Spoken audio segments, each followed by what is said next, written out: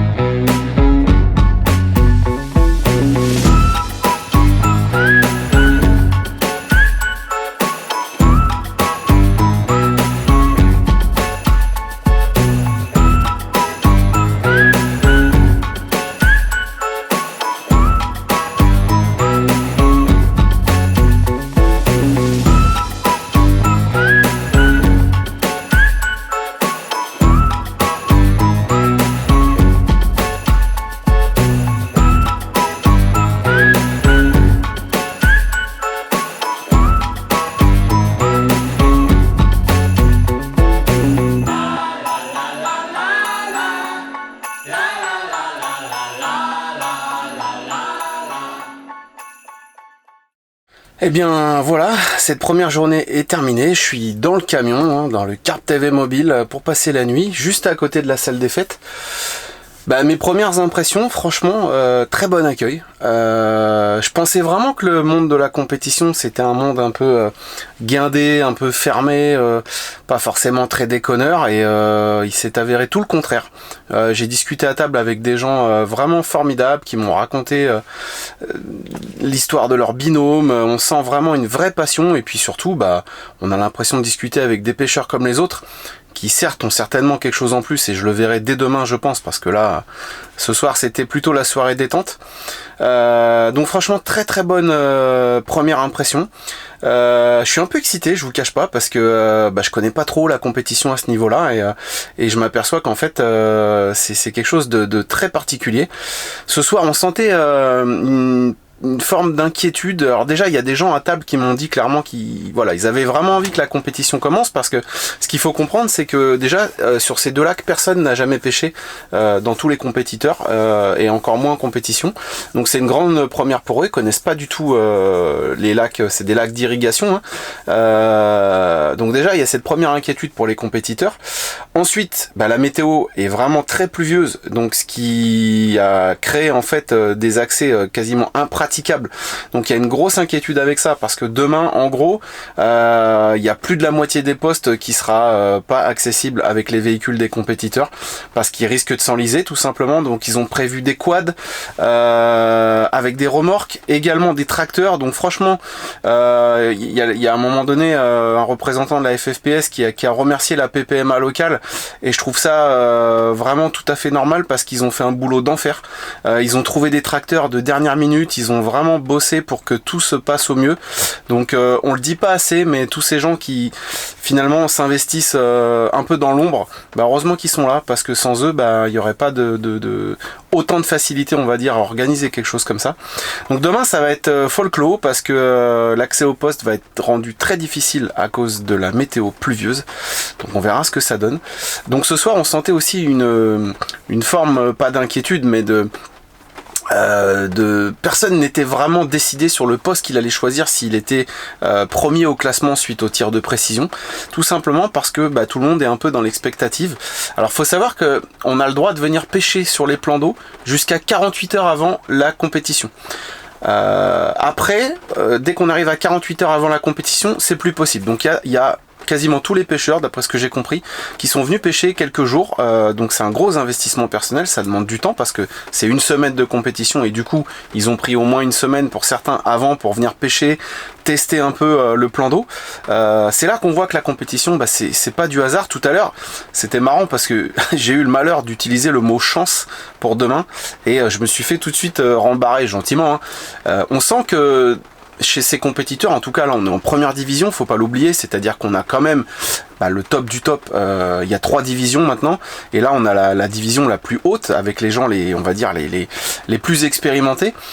Tout de suite le mot chance n'avait pas sa place, et on sent que pour un compétiteur de cette envergure, la chance en fait on la crée avec les efforts fournis.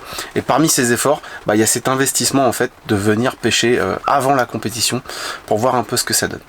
Voilà, moi je vais me reposer, parce que demain ça va être une grosse journée. J'espère que cette première petite immersion vous aura plu, mais la suite arrive à grands pas, et ça va être... on va vraiment rentrer dans le cœur du sujet.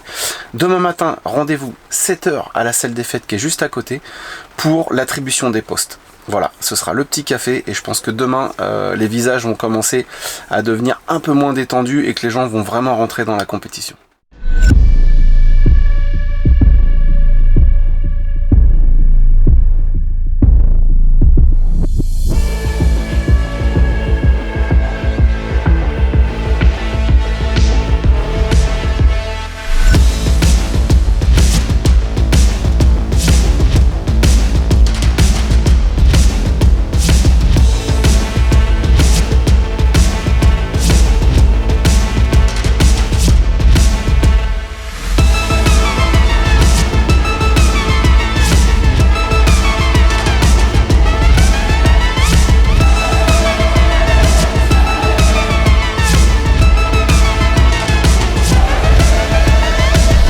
Bien, et voilà, ça c'était attendu, ils en parlaient depuis hier. Les accès sont compliqués, c'est la gadoue, les ornières. Il a déjà fallu pousser un véhicule avec sa remorque, donc là tout le monde fait le point pour voir un petit peu comment ça se passe au niveau des accès, et surtout ne pas se mettre en danger, parce que là ça descend après, et dans une descente avec le poids d'une remorque ou un camion bien chargé, ça peut glisser, et il faudrait pas qu'un véhicule se retrouve en très mauvaise posture. Donc on va aller voir ça. J'ai failli tomber, donc ça glisse bien. Alors, c'est jouable? Ouais. Il a vu pire, il a vu pire. Ça passe, ça passe.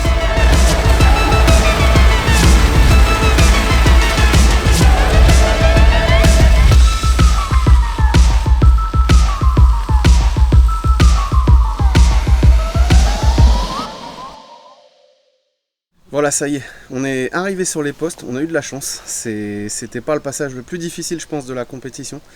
Donc Mathieu et Anthony vont s'installer. Donc je vais être d'un calme religieux pour les laisser s'installer et se concentrer. Et on va voir comment s'installent des compétiteurs, parce que j'imagine qu'il doit y avoir des petites habitudes particulières. Et d'après ce que j'ai compris hier lors de la soirée, certains m'expliquaient qu'en fait il fallait que le campement il soit sans défaut, que ça tienne au vent, qu'il n'y ait pas de problème, parce qu'en fait en pleine compétition ils ont vraiment autre chose à gérer que de gérer par exemple un bivy qui tient pas bien parce qu'il n'y a pas assez de sardines.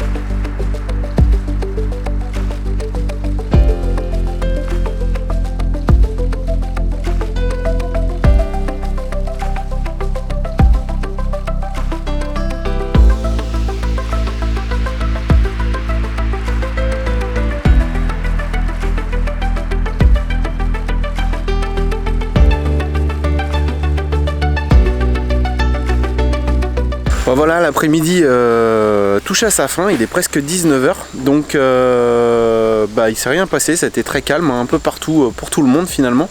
Donc là Mathieu et Anthony vont faire leur deuxième séance de spodding parce qu'on a le droit d'amorcer en fait librement, mais jusqu'à 20 h. Après 20 h c'est terminé. Donc là ils vont en profiter pour avant la nuit remettre un peu de pellets, particules, bouillettes, je ne sais pas quelle stratégie ils mettent en place exactement, c'est pas moi le compétiteur, mais je pense qu'ils savent ce qu'ils font.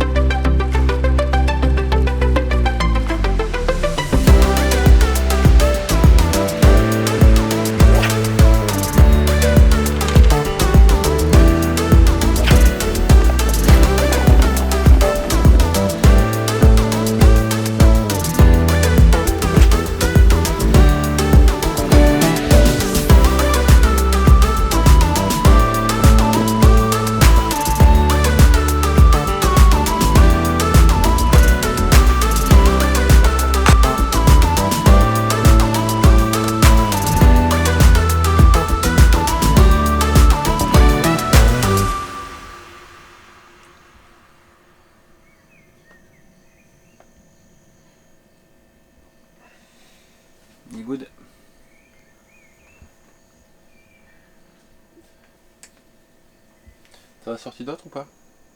Il y a des équilibres.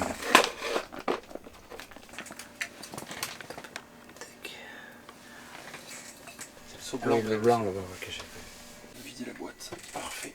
Tac, tac. Là. L'arbre rouge, il est dans le premier caisson là. Ça fait. T'as le pylône, ça fait un premier creux, un grand plat, et à gauche du grand plat. Ouais. C'est là, l'arbre rouge. Qu'est-ce qu'on voit sur un laser qu'on voit là-bas? Ouais. C'est qu'est-ce que ça?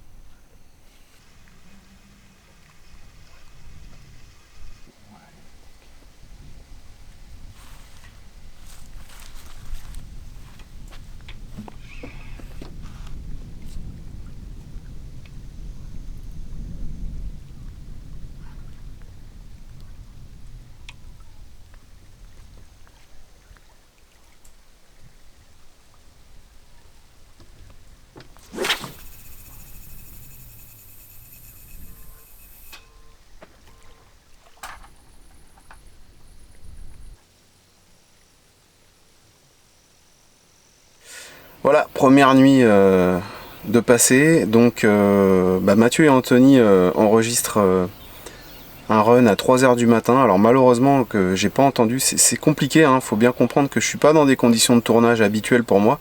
Je peux pas forcément dormir à côté de leur bivy. Il y a un espace de compétiteurs à respecter. Il faut aussi leur laisser la tranquillité.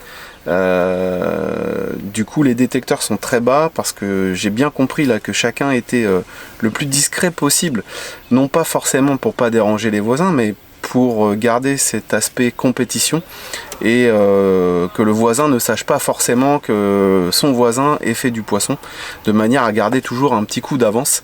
Voilà, donc c'est super intéressant, mais du coup pour moi c'est très compliqué d'entendre les départs en pleine nuit. Donc voilà, un petit poisson de 3 kg quelque chose, mais il y a des gens qui n'ont pas fait de poisson, donc là Mathieu et Anthony sont en train de réajuster leur technique d'approche pour la journée, avec notamment une pêche en glaçon qui va se mettre en place, qu'ils ont préparé hier soir.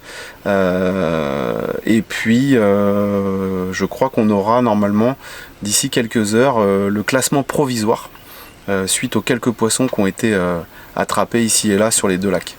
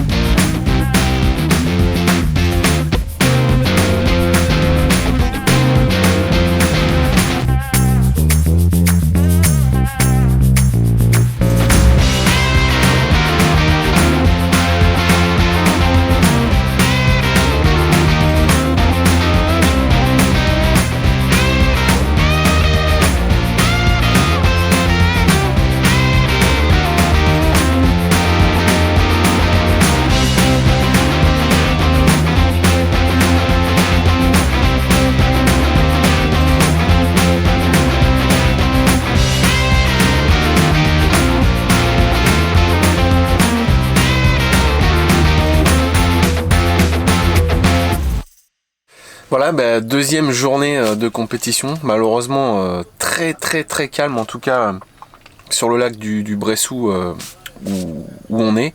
Sur l'autre lac, a priori, il y a un petit peu plus de mouvement, mais c'est pas non plus folichon. Voilà, donc là, Anthony et Mathieu ont tenté le zig, hein. Ils m'expliquaient, en fait, moi je découvre un petit peu tout ça, même si on connaît un peu tous le zig rig, on pêche pas vraiment beaucoup avec ça, et c'est vrai que c'est la compétition qui nous a amené ça, il faut pas l'oublier. Ils m'expliquaient que voilà, c'était vraiment des bonnes heures quand le soleil se couchait.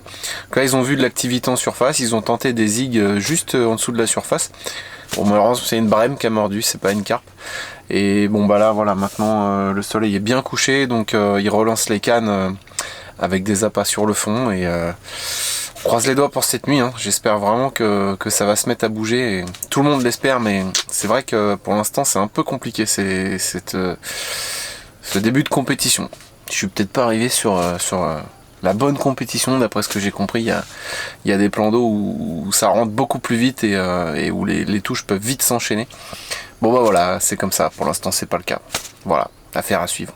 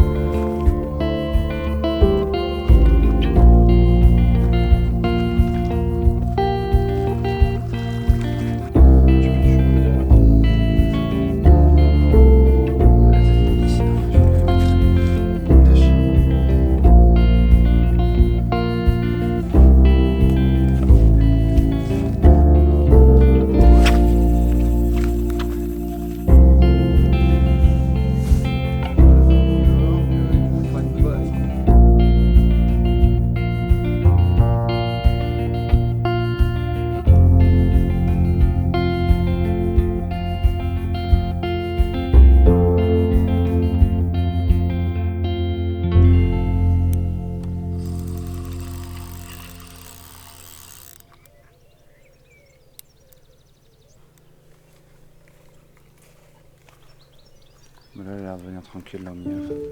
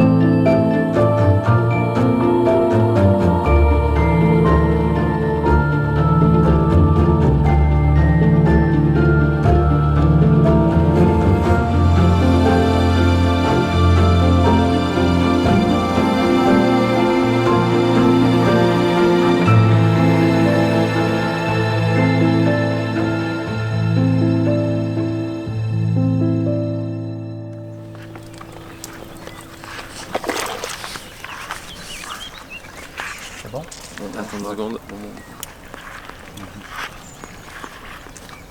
Ah, c'est bon.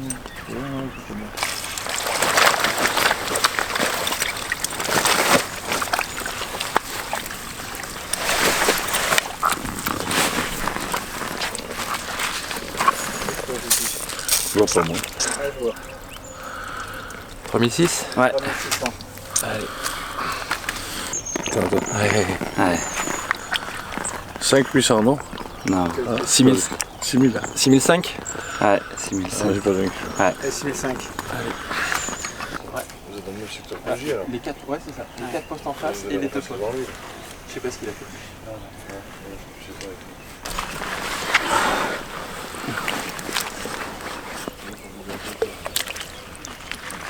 Allez, maintenant tu peux y aller. Les filles, c'est bon? Allez, remordre. Bon. Alors, pour vous faire partager un petit peu les coulisses de la compétition, moi le premier, j'y connais rien du tout. Donc pour ceux qui, comme moi, n'y connaissent rien du tout, je vais vous partager un petit truc là. Il faut savoir que les postes sont délimités avec de la rubalise. Elle n'est pas uniquement là pour délimiter le poste en lui-même, mais également pour délimiter les azimuts de pêche que l'on ne doit pas dépasser, donc les axes de pêche. Et du coup, bah, forcément, ça complexifie un peu la tâche. Et on pourrait se demander pourquoi ne pas ouvrir un peu plus le poste parce qu'il y a un axe de pêche qui est possible, par exemple, sur la droite. Et ben, c'est tout simplement, et c'est ce que Mathieu m'expliquait, pour rendre l'ensemble des postes équitables, de manière à ce qu'il y ait des zones mortes en fait, que chaque poste puisse venir un petit peu séduire, c'est-à-dire que les poissons vont avoir tendance à se réfugier dans ces fameuses zones mortes pour être un petit peu en sécurité, et l'idée c'est que chaque compétiteur arrive à faire venir le poisson dans ses axes de pêche. Donc si on ouvrait un peu trop certains azimuts de postes, eh bien ce serait pas équitable pour d'autres postes. Voilà, donc je vais vous faire voir un petit peu un exemple très concret. Voilà, donc si on prend l'exemple du poste de Mathieu et d'Anthony, qui est un poste assez large, assez confortable, et qu'on se rapproche un petit peu de l'eau, donc je vais aller sur le ponton, enfin en tout cas à côté, on s'aperçoit qu'on a beaucoup d'eau face à nous, et que si on tourne un petit peu la tête sur la droite, derrière ce petit bosquet là, voilà, et bien on a encore une belle étendue d'eau, notamment où ce matin on a vu quelques fouilles. Donc on pourrait tenter d'y mettre une canne, sauf que, voilà, par rapport à ce que je vous ai expliqué, eh bien ce n'est pas possible. Parce que la rubalise est là pour délimiter les axes de pêche. Et donc, il est interdit de pêcher en dehors de cet axe. Alors pour imager un peu les propos que j'avais sur cette fameuse rubalise, Mathieu, est-ce que tu peux m'expliquer, nous expliquer, pourquoi en plus de la rubalise, on a de la coup de peinture. Peinture bleue au sol en fait. En plus de la rubalise, il y a de la peinture. Et en fait, il y a une vraie raison. Oui, il y a une vraie raison, c'est que lorsque les postes sont faits, pour être sûr que les axes ne soient pas déplacés, parce qu'il pourrait toujours y avoir un petit malin qui, pendant la pêche, prend la rubalise et écarte et ouvre l'axe. En fait, la peinture bleue, c'est pour prouver que l'endroit où a été mis la rubalise est bien cet endroit-là. Donc ça voudrait dire qu'il faudrait avoir de la peinture de la même couleur, parce que la couleur est également notée lors de l'implantation des postes.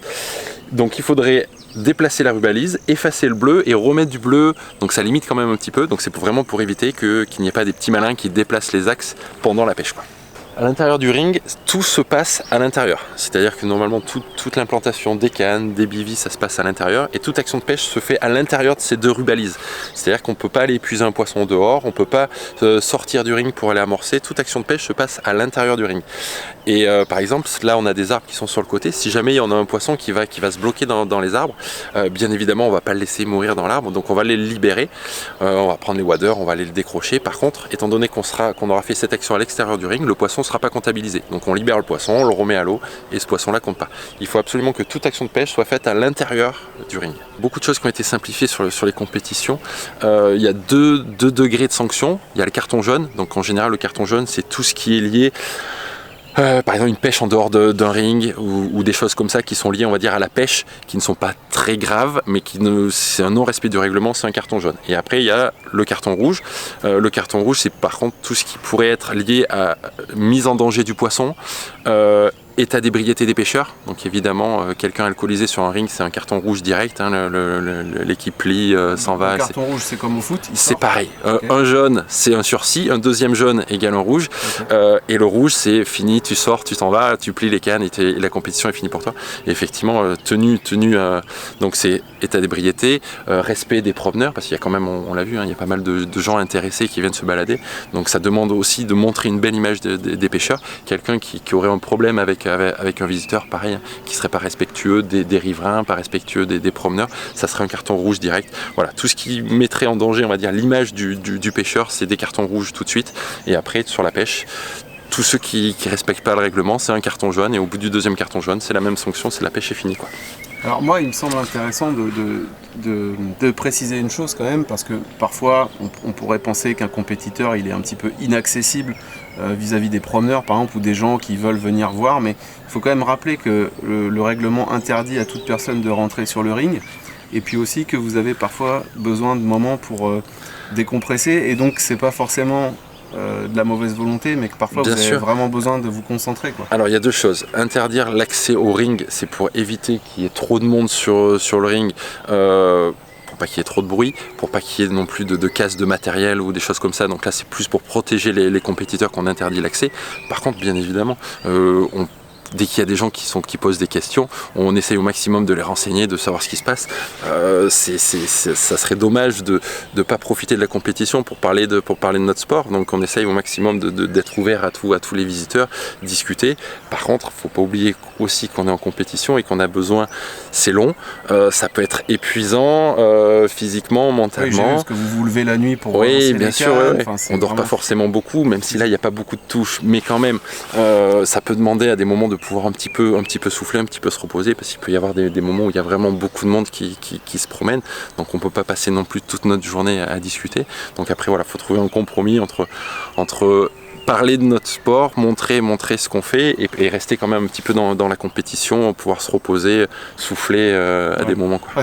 Moi c'est ça qui me paraissait intéressant de préciser, c'est que c'est vraiment pas de la mauvaise volonté, c'est qu'à un moment donné, comme tout sportif en compétition, vous avez besoin de vous retrouver dans votre bulle. Oui, et puis il y a forcément des moments où on doit être plus agréable avec les gens et plus désagréable. Quand on vient de décrocher 2-3 poissons de suite, que ça se passe pas bien, c'est peut-être plus délicat de parler plus avec les gens, donc oui, on essaye au maximum, mais c'est pas toujours simple, quoi.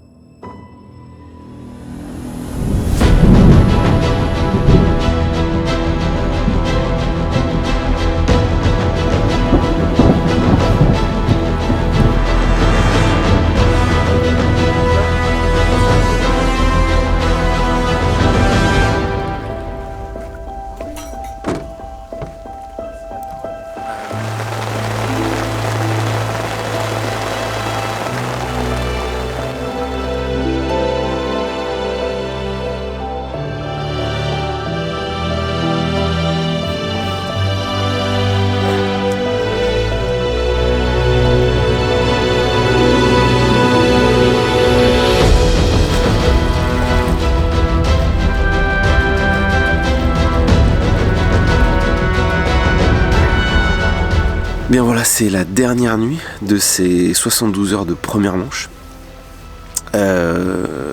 Suite au classement provisoire qui a été fait hier, Anthony et Mathieu ont estimé qu'il fallait qu'ils fassent 2 poissons, alors des poissons d'environ 3 kg et 3 kg et demi, pour être bien et pour potentiellement assurer la première place du secteur. Malheureusement, après le gros orage là tout à l'heure vers 3h30 du matin, il rate un poisson juste devant l'épuisette. Alors j'ai pas entendu le départ, j'en suis bien désolé. Encore une fois, les détecteurs sont vraiment en mode sourdine et avec le vent, j'ai pas entendu. Bon, désolé pour ça. Et puis bah là, il est presque 5h du matin. Ils viennent de refaire un poisson, donc ça c'est cool. Voilà, il reste 4 heures de pêche puisque la compétition se termine à 9h. Tout est possible. Un poisson encore supplémentaire, ce fameux poisson qui s'était fixé comme objectif, et pourquoi pas plus, on va voir. En tout cas, on en parlait hier, et il y a quelque chose qui est génial avec la compétition, en tout cas là, sur ce championnat de France, c'est qu'un poisson de 4 kg, ça fait un plaisir fou. Voilà, habituellement on va pas se mentir, pour la plupart des pêcheurs de carpe, faire un poisson de 3 kg et demi, 4 kg, c'est un peu comme faire une brème, et là non, pas du tout. Donc ça, bah, en fait, c'est un super boost pour la motivation, même en faisant des petits poissons.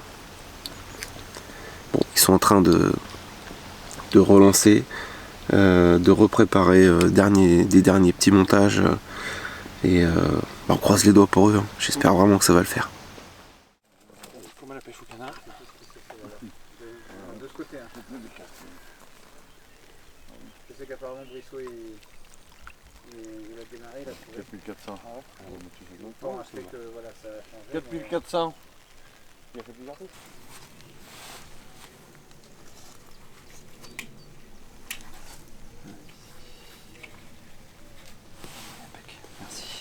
Bien voilà, la première manche touche à sa fin, il reste 45 minutes de pêche, à 9h ce sera officiellement stoppé.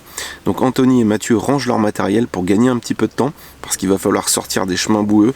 Malheureusement, avec toute cette pluie qui est tombée cette nuit, ça ne va pas faciliter la tâche, et ça va être à mon avis aussi complexe qu'à l'arrivée des équipes.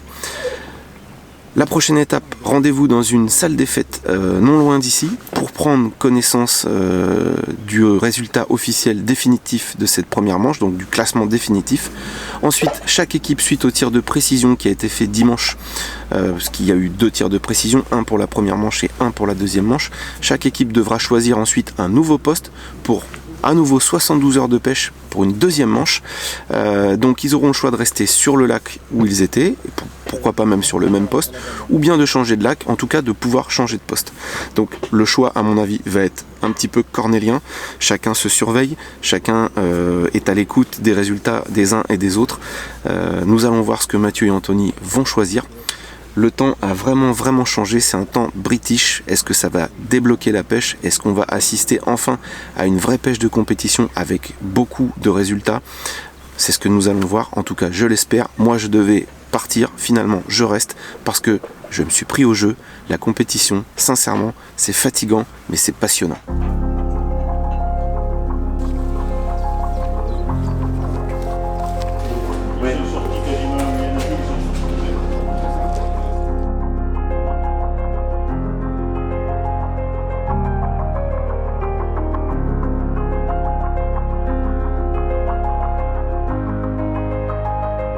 Et maintenant, les vainqueurs de secteur, donc Nera Jacquemet,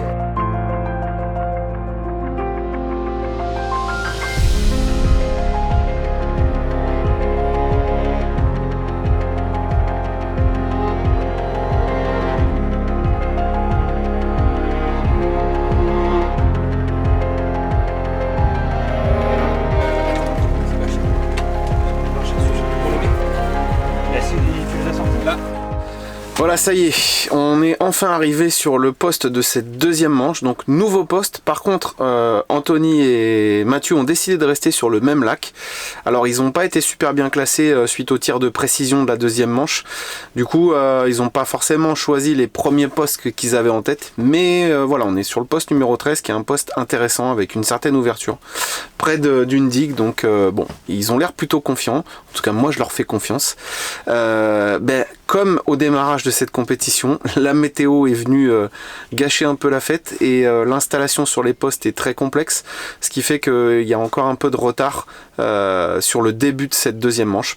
Mais c'est un peu normal, il faut laisser l'équité à tout le monde et que tout le monde ait le temps de s'installer correctement. Donc voilà, donc ça va commencer à 17 h. Là, Mathieu et Anthony ont fini d'installer le campement, ils ajustent un petit peu leur matériel, leur ponton, ils sont en train de tout préparer pour le feu vert dès 17 h. Et puis ma foi, j'espère qu'on va assister peut-être à une deuxième manche plus mouvementée. La météo est toujours très chargée, ces petites pluies qui tombent, des pressions, ma foi, ça a l'air assez sympa pour la pêche. Et puis on a vu déjà un peu d'activité sur la zone là, donc moi je le sens bien, maintenant je peux me tromper. En tout cas, moi je voudrais faire et on le dit jamais assez, on a toujours besoin de nos agriculteurs. Un gros big up aux agriculteurs du coin. Alors évidemment un gros big up à l'organisation parce que c'est vraiment pas facile à gérer. Honnêtement, c'est comme un enduro mais en pire, j'ai envie de dire, parce que voilà, il y a quand même des enjeux un peu plus importants. Et gros big up à l'organisation et gros big up aux agriculteurs du secteur qui se sont mis à disposition, le maire aussi d'une commune voisine, avec leur tracteur pour emmener les véhicules sur les postes, parce que sans ça, tout simplement, c'était impossible de commencer la deuxième manche. Et puis aussi, il y a une formidable entraide, je trouve. Ok, c'est les championnats de France, mais les gens, encore une fois, se connaissent. C'est un milieu assez fermé, mais à la fois très ouvert d'esprit. Enfin, moi, j'ai discuté avec des gens de tous horizons, notamment un pompier de Paris, voilà, donc ça me parle, moi, après 27 ans de pompier. Et je retrouve cette ambiance qu'on a au bord de la pêche de loisirs, quoi, tout simplement, même peut-être meilleure, j'ai envie de dire. Et voilà, certaines personnes ont des quads, et donc ils sont venus gentiment aider les autres équipes à tracter les remorques pour les emmener sur les postes.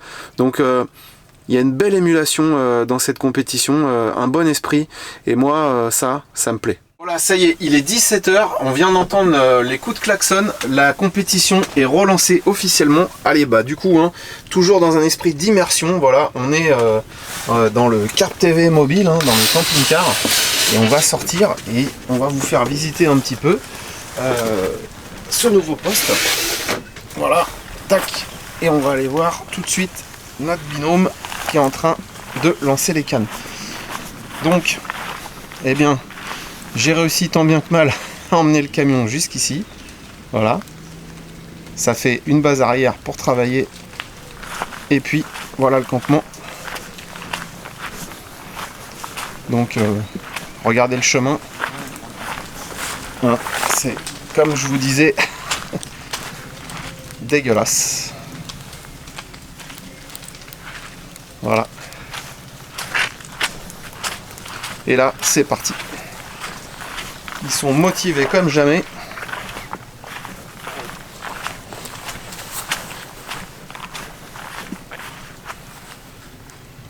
C'est entre le 29 et le 30. Parfait. Attention à toi. Et voilà. Il y a une belle ouverture. C'est très joli. Et c'est parti. Tac. Allez.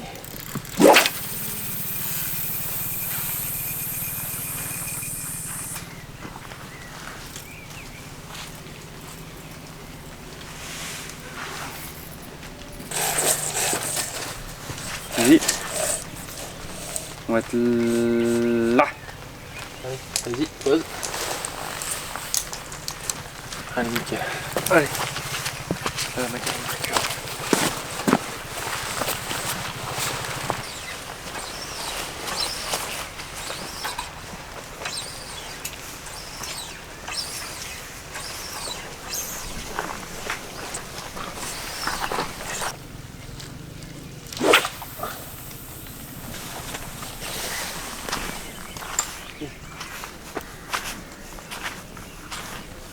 T'as combien?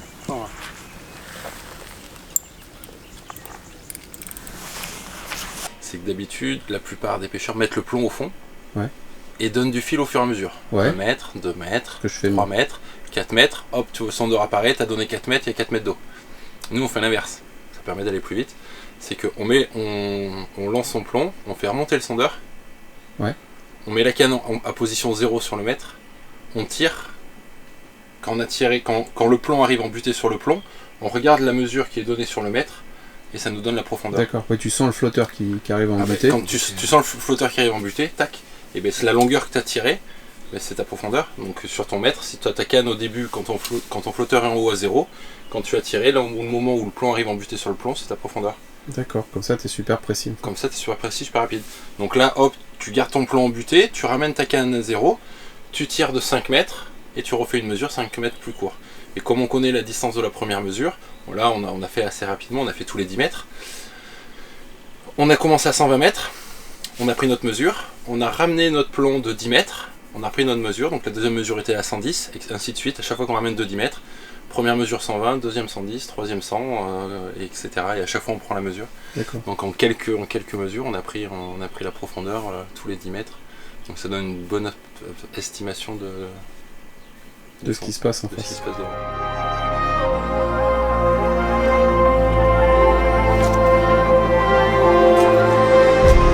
Je vais regarder sur géoportail justement la position de leur poste.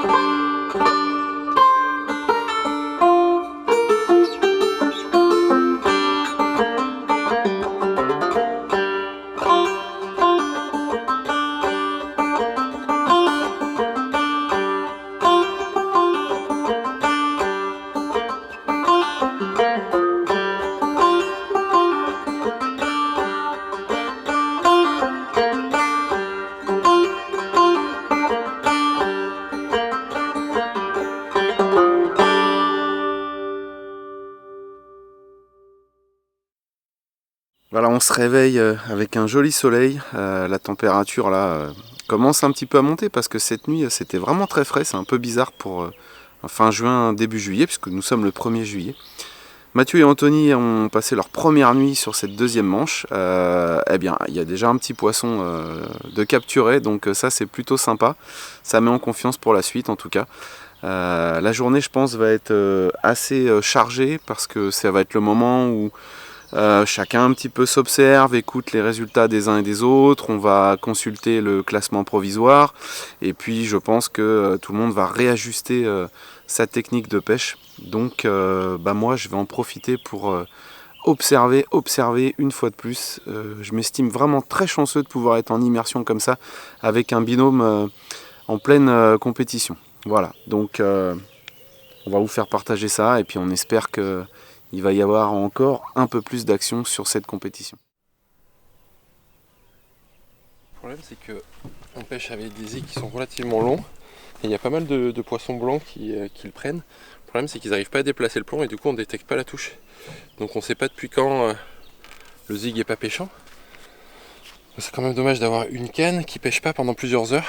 Donc on va essayer de trouver une solution pour rendre le zig un peu plus pêchant et qu'on soit sûr qu'il n'y ait pas un poisson blanc accroché.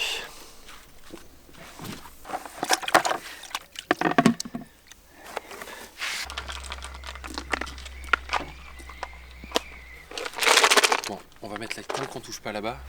On va laisser les cannes au bord. De toute façon, au bord, il y a des poissons à faire.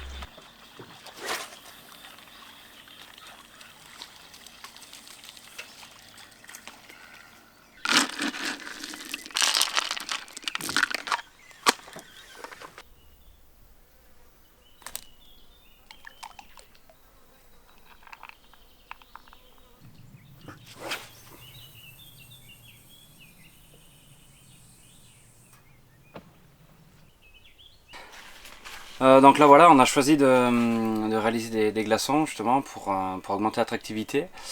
Donc là on va faire des glaçons et de farine et de tiger broyé. Donc voilà, on va utiliser deux types de farine, une de couleur rouge, une de couleur jaune. Ça tout simplement ça va pouvoir nous aider quand on va chercher les glaçons dans le congèle, à les différencier en fonction des appâts qu'il y a dedans. Ah d'accord. Nous ça nous permet un petit peu de se repérer. C'est pas une histoire de couleur sur le fond ou... Alors ça peut, mais là en l'occurrence ici c'est plus pour que nous on se repère pour savoir qu'est-ce qu'il y a dans le glaçon et voilà. Oui, parce qu'en fait on qu'est-ce peut qu'il y a pas comme marquer un glaçon, enfin faudrait lui mettre un scotch ou écrire dessus mais... Des fois on le fait dans des boîtes, Ouais. Ah oui, dans les boîtes. on les classe par boîte avec un petit repère dessus, voilà, on peut essayer aussi de classer pour éviter de mélanger. Si par exemple on voit qu'on fait plus de touches avec tel type de glaçon pour éviter justement de les mélanger et puis on va utiliser le bon quoi. Voilà. Et alors qu'est-ce que tu utilises là, ces petits moules, qu'est-ce que c'est? Alors ça c'est des petits moules, effectivement on se sert de ça pour réaliser les glaçons.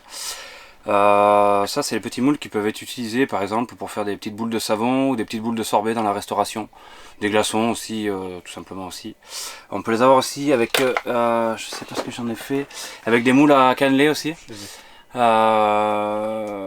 pareil là on peut jouer aussi sur les diamètres, voilà, en fonction des distances où l'on pêche.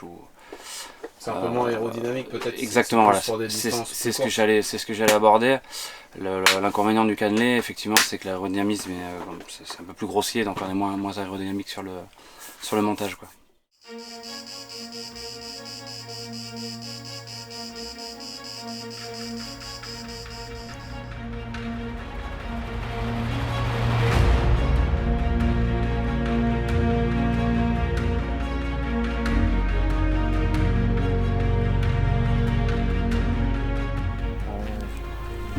Putain, c'est parfait quoi.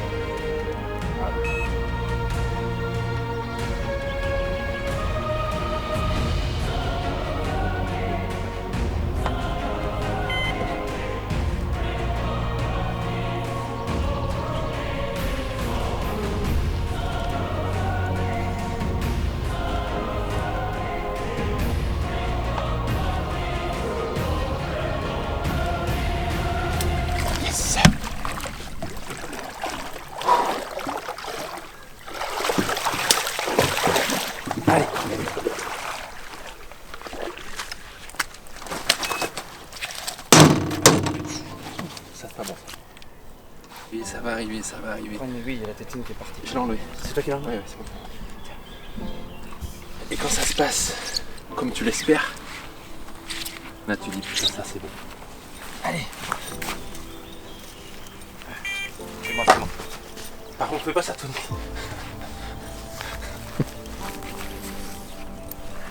Tu m'avais taquiné hier un peu avec ça aussi. Putain.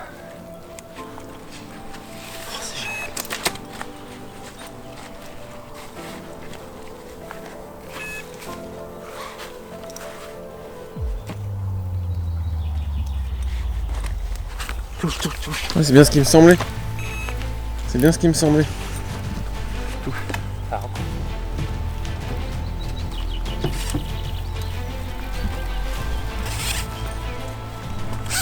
J'arrive, je la prends. Mets ça au fond. C'est bon ça. Je la prends. C'est doublé. Doublé en quelques minutes. Ça fait 36 heures qu'on fait pas un bip. Et puis il était nécessaire de remonter un peu Vas-y, ramasse. dans le classement du secteur. Voilà. Le Zigrig. Allez. Faut vite remettre les cannes. Parce qu'on a beaucoup de poissons sur la zone. C'est tout l'intérêt de la compétition et c'est ce qui fait vibrer tous les compétiteurs. C'est d'essayer de refaire du poisson au plus vite pendant qu'il est sur la zone. Quel que soit son poids, là l'idée c'est la gagne, c'est de remonter dans le classement et pourquoi pas prendre de l'avance avec des poissons tant que c'est possible de les faire.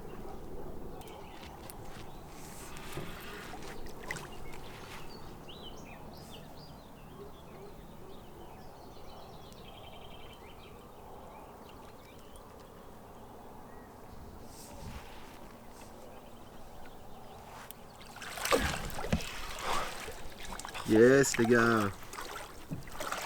c'est bon ça. Qu'est-ce que c'est bon d'assister à ça hein. Allez, je la remets direct.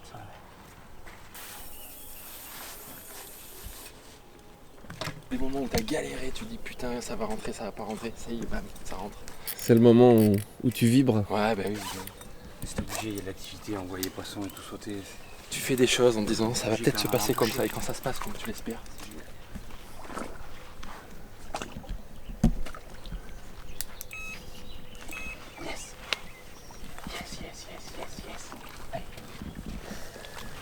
Bon.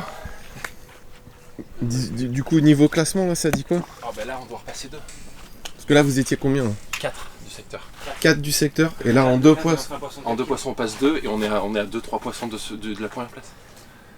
Bon. 15, ils avaient fait un poisson de 15 et quelques kilos. Donc ils est repassé devant, on avait que 2 kg 600. Ouais. Donc là, ouais, on était 4 et on est repassé 2. Voilà. Faut voir Jean-Christophe après ce qu'ils ont fait et puis voilà.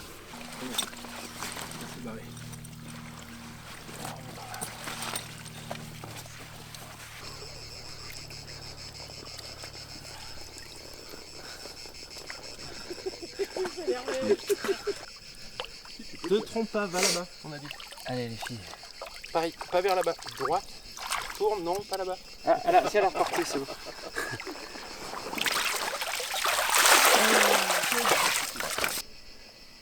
4 minutes.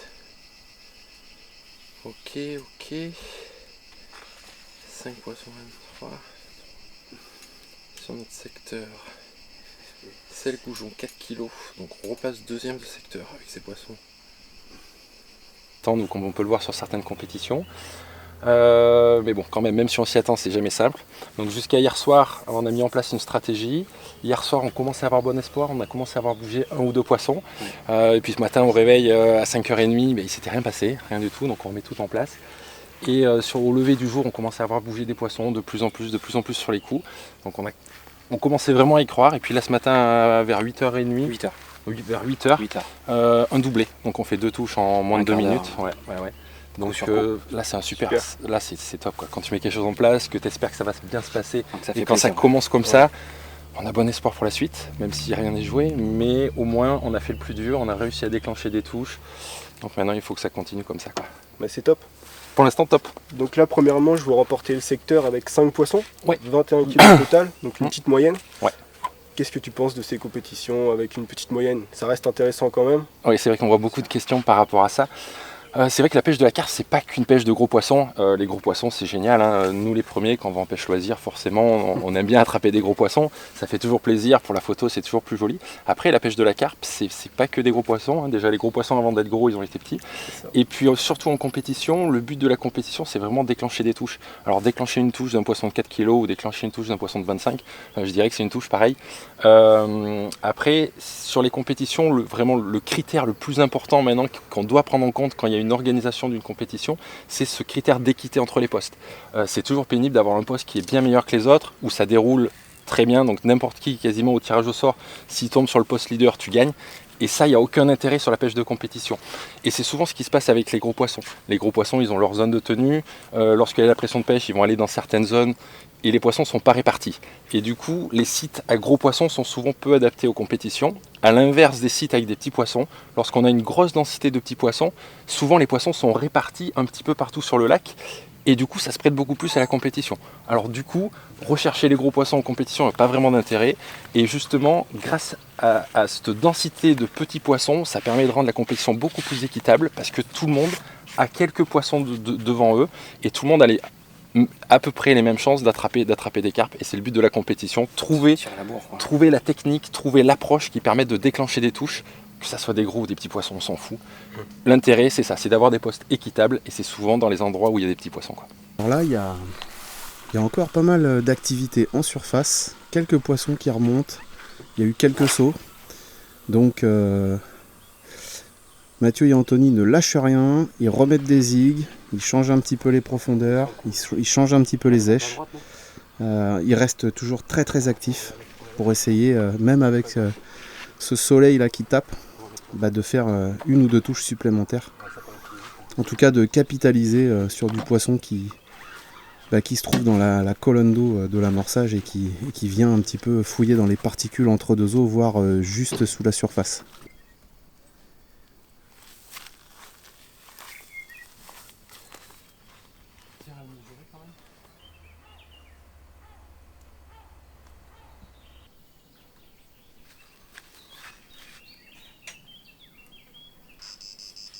Tiens, Tony. C'est la tienne, non? Ouais. Elle a pas pris trop. Charognard. C'est pas un poisson.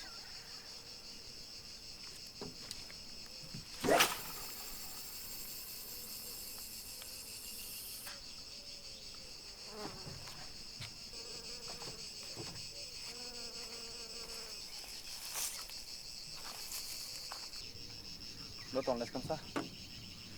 Les touches aux zigues, c'est un peu complexe quand même à détecter, non? C'est plus particulier, c'est pas les grands départs avec les. Comme forcément le plomb il est au fond et qu'on a souvent des balines qui sont assez hauts.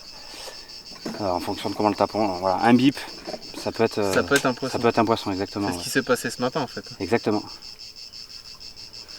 Après c'est pour ça qu'on regarde vraiment si elle est tape ou pas pour savoir, essayer de voir s'il y a un poisson de pendu ou pas, quoi. Et ça arrive juste après avoir posé le zig que ça morde? Exactement, ouais, ça peut arriver, oui, peu de temps après, même des fois à la limite, même des fois à la tombée, hein, des fois ça arrive, on pose la canne, elle fait déjà.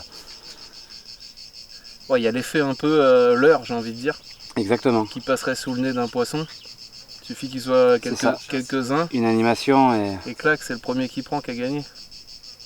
C'est exactement ça, ouais. Quand il y a plusieurs poissons dans la couche, voilà, effectivement, quand la petite mousse, voilà, ou enfin le zig circule, ça peut créer, voilà, une concurrence alimentaire. Une sorte d'attaque, quoi, Ouais. en fait, voilà, et le poisson se jette dessus. Ça peut arriver, effectivement, ouais, à la descente, ouais, que.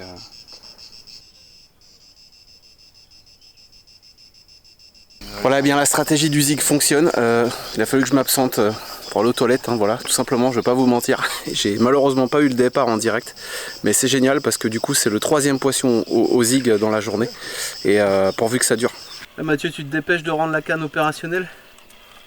Là, on a 2 cannes qui pêchent pas, donc il faut que ça pêche le plus de temps possible. Toutes les minutes de pêche gagnées, ça peut être un poisson de plus. Et quand on voit qu'en première manche, et que souvent ça se joue à quelques kilos, c'est-à-dire un poisson, on ne peut pas se permettre de perdre du temps de pêche. et potentiellement un poisson de plus, quoi.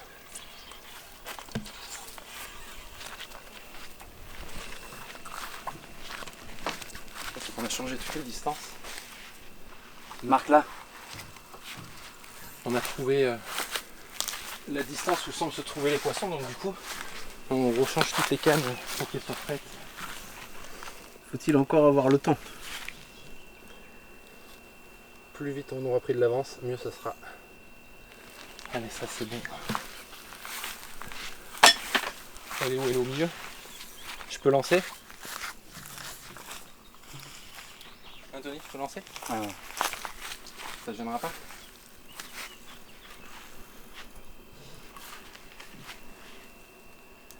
C'est la plus à droite.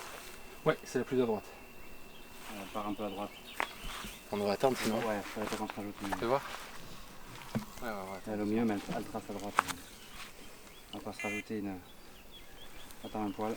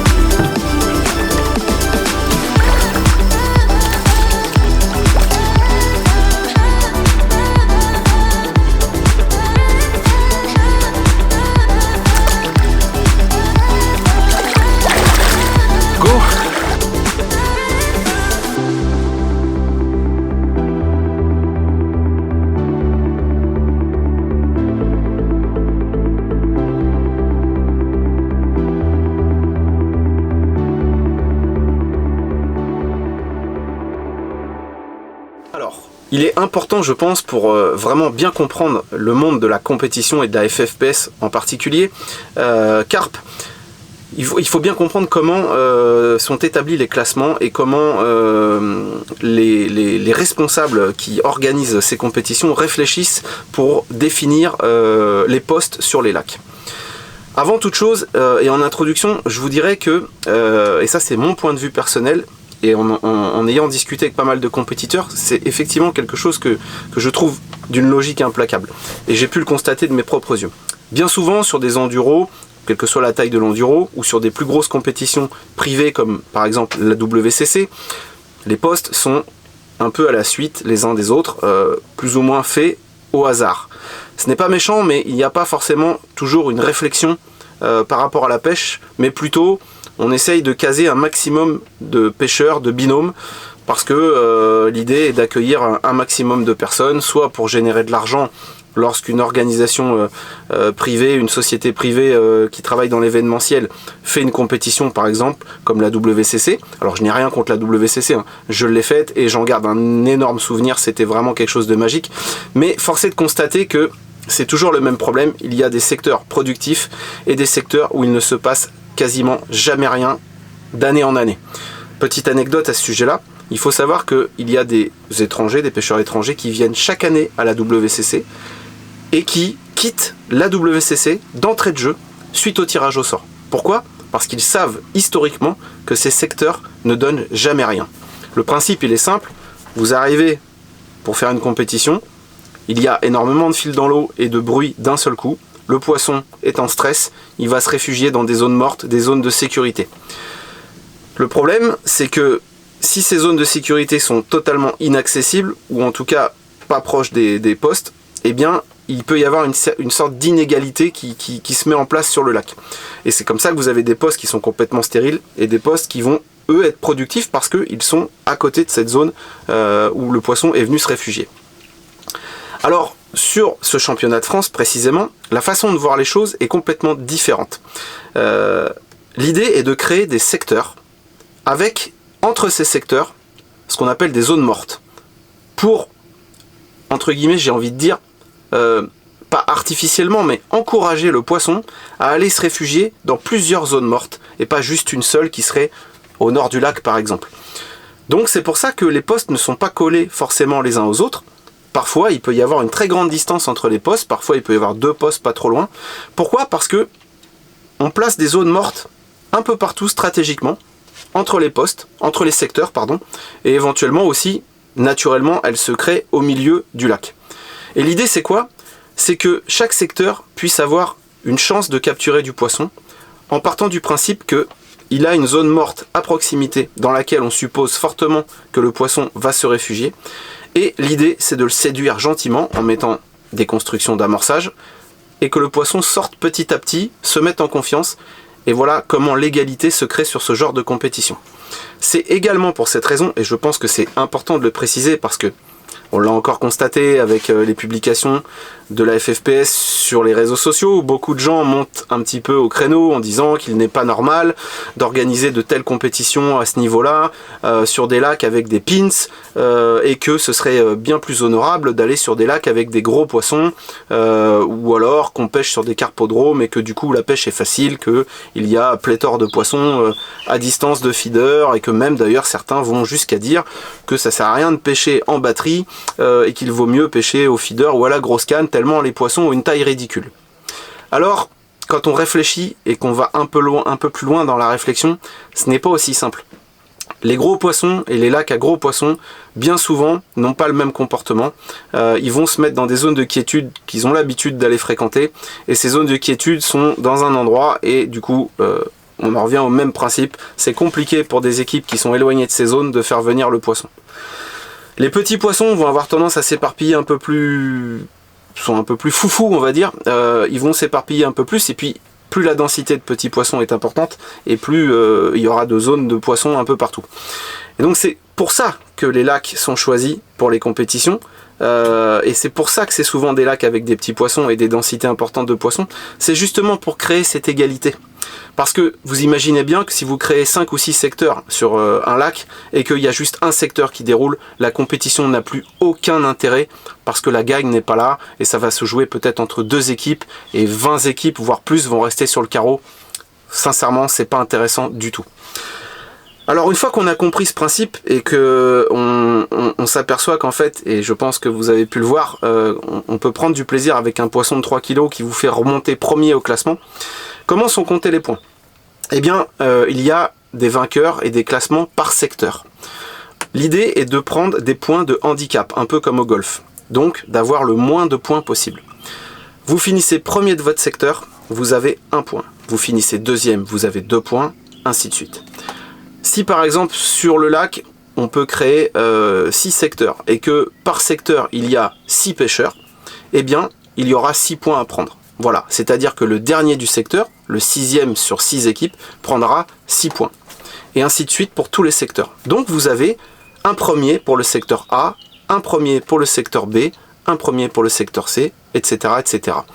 Ce qui fait que, à la fin d'une première manche ou d'une deuxième manche, vous avez un classement par secteur. Si une équipe est capot, là c'est un peu plus complexe et je vous avoue que je ne maîtrise pas le calcul. Il y a une petite formule à faire qui permet d'attribuer quand même un minimum de points, enfin un maximum de points, mais en restant objectif pour les capots.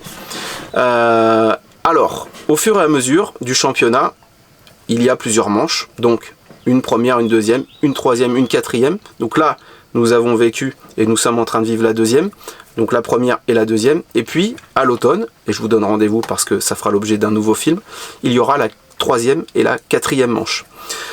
À l'issue de chaque manche, il y a un classement pour chaque secteur, et l'idée est d'arriver jusqu'à la fin avec le moins de points possible. En fin de quatrième manche, lorsque le championnat est terminé, eh bien, il y a à ce moment-là un classement général qui reprendra le nombre de points pris sur chaque manche. Et l'idée, pour être champion de France, est d'arriver avec le moins de points possible en tête du classement, tout simplement. Si il y a des places ex aequo, que ce soit premier, deuxième, troisième, à ce moment-là, ce qui va départager les équipes, c'est le poids total de poissons capturés depuis le début du championnat, c'est-à-dire sur la première, la deuxième, la troisième et la quatrième manche. Et voilà, et je trouve que ce principe est vraiment très intéressant, et c'est ce qui permet aussi de mettre non seulement tout le monde sur le même piédestal, mais ce qui permet aussi de rajouter ce côté sportif dans la compétition, car chacun peut absolument gratter du poisson ici et là, et après, il a juste à trouver la bonne stratégie qui fonctionnera à l'instant T. Celle de gauche, on va les intervertir, les deux.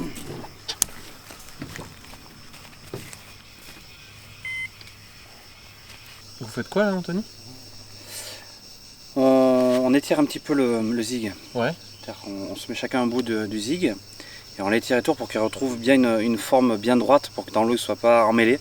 Ok. Pour pas que le nylon frise en fait. Voilà. Tu peux pas faire ça avec tous les fils à zig. Non. Il y a certains fils où ça marche pas. Attends. Il faut le bon fil qualitatif. Ça fait partie des petits secrets de chacun.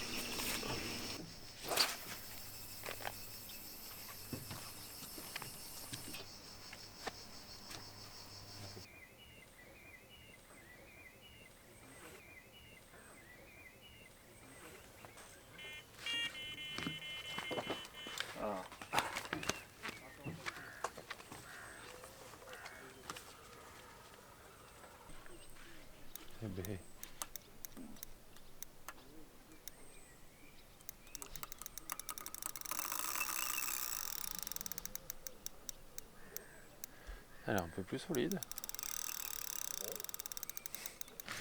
Tout est relatif. Oui, par rapport à ici. Oui.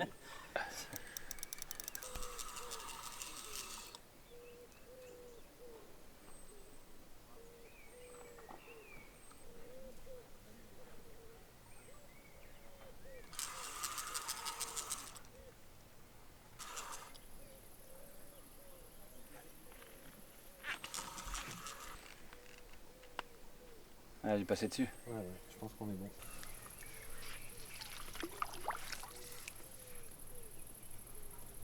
Elle est peut-être à droite. Hein. T'attrapes la merde. Ah ouais? Ouais, l'autre, si tu peux la lever.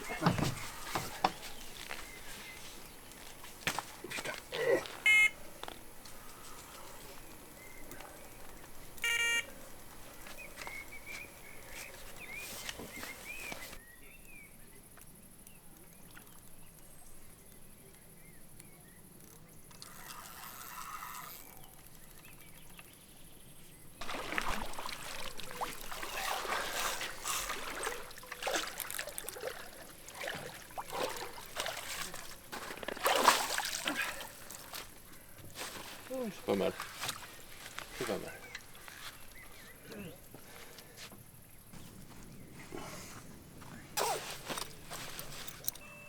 Tu bouges pas?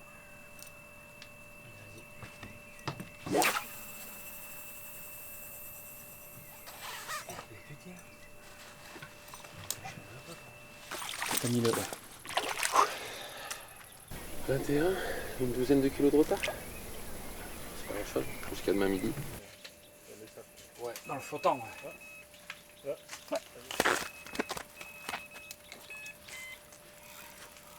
Tu vois.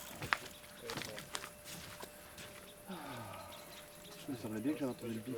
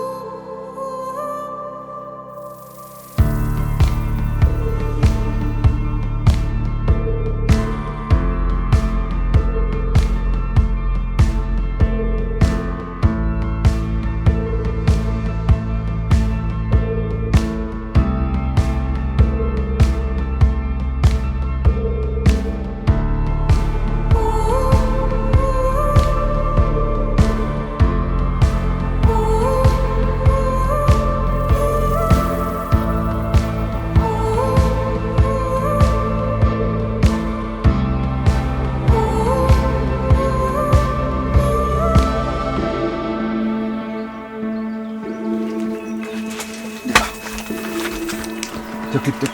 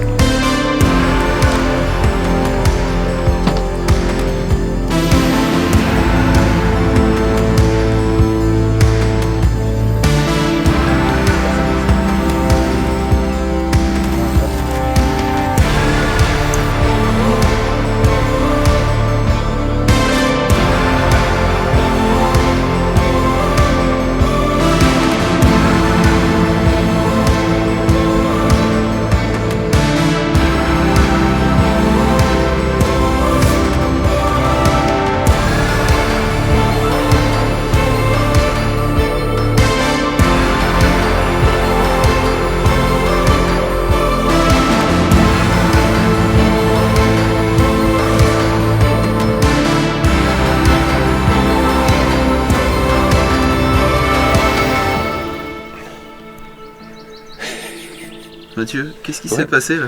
On fait une touche.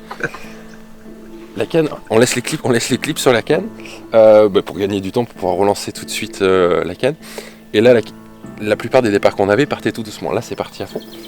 Le temps qu'on arrive à mi-distance quasiment de la canne, le moulinet était déjà arrêté, c'était déjà au clip. Donc je savais qu'il fallait absolument vite donner un petit peu de mou pour pouvoir déclipper. Donc je prends vite la canne, je saute, sauf que la terre en Lot-et-Garonne est un petit peu, voire très glissante. Donc au moment où je saute, mon pied part et je me retrouve dans l'eau. Mais au moins j'ai réussi à déclipper, sauver le poisson, donc c'est l'essentiel. C'est beau. Allez, je vais me changer peut-être un peu maintenant.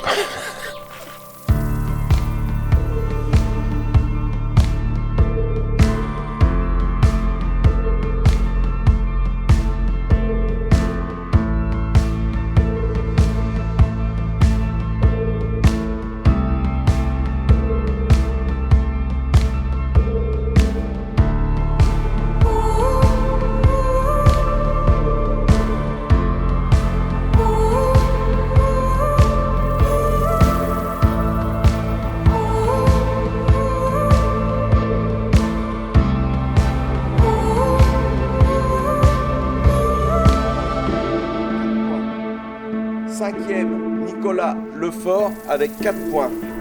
Quatrième, Brugeron Vacher avec 4 points. Troisième, Prieux Guérin avec 4 points. Deuxième, Bastien Lutti avec 3 points. Et premier, Néra Jacquemet avec 3 points. Et bien voilà, ce numéro de focus s'achève. Franchement, moi j'ai passé un super moment. Premier au classement provisoire, on est bien d'accord? C'est provisoire. C'est quand même, moi j'ai passé un plaisir vraiment infini à partager ça avec vous. Donc j'ai l'impression de faire partie de l'équipe. Donc merci. C'est notre coach maintenant. Et on vous dit à bientôt sur Carp TV pour la suite, la 3e et la 4e manche au lac de Panne-Sire. C'est ça, on va rejoindre, ouais. À bientôt sur Carp TV. À bientôt. Merci. Ciao.